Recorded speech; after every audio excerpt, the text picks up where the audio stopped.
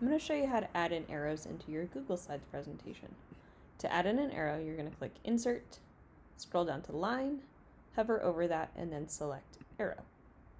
You know that you have the arrow selected if your cursor becomes that little plus sign instead of the pointy arrow that it typically is. So to make an arrow, you want to make sure you have the plus sign, click down, and then drag the length of the arrow that you want it to be. If you want to add in another one, you can do those same steps where you go Insert, Line, Arrow. There's also another way though, so as soon as you click on the arrow, you're going to have it pop up right over here.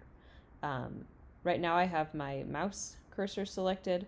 If I click that arrow right there, again the plus sign pops up and I can add in another one.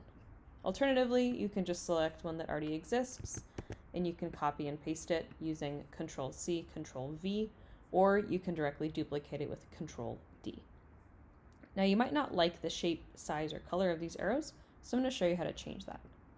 To change the color of the arrow, all that you have to do is select it, and then go to the pencil tool that says Line Color, and choose the color that you want.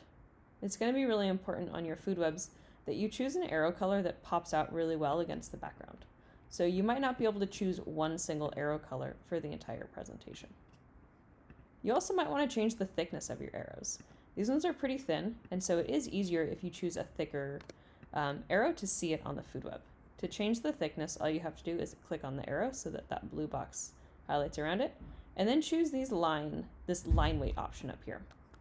It starts off with 1, and then as you go up in number, the line and the arrowhead gets thicker and thicker. So depending on how big the food web is, how far apart the different organisms are, the different thickness that you want is going to change. Lastly, you might want to change the direction and length of the arrows. So if you put it in there and you made it too long, all that you have to do is click on the corner, drag it closer, and you can shrink it. You can change the direction that it points in by selecting one of the blue corner dots and dragging it around. And you can also make them longer and shorter. If you end up really liking an arrow length, I would recommend that you copy and paste it over and over again. That way it is easy to access. Let your teacher know if you have any extra questions about this. Hopefully it was helpful.